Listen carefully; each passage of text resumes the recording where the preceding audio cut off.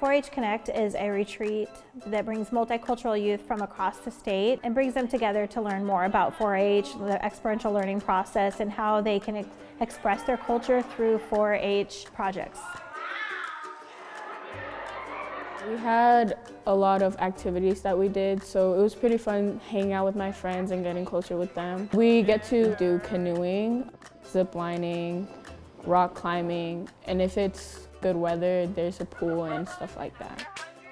If you're thinking about coming to 4-H Connect, you really should. It's a really fun experience and it's really fun to hang out with your friends and not always be on social media, so I think you should come.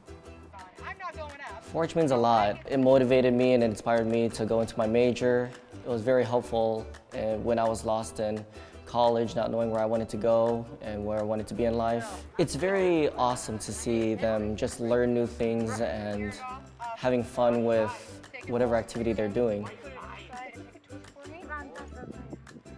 I decided to come because I've heard of 4-H. I was a volunteer when I was in Guam, and I knew how fun it would be to hang out with other people. I got to do things like creating my future goals, like what I need to know and what I want to do in the future.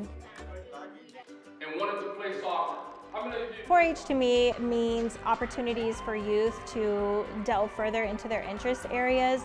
I think it's important to show that 4-H is for everyone, and youth come and they build off their cultural capital that many of them are completely unaware that they even have, or tap into those strengths of their culture, and they share different aspects of themselves with others from across the state.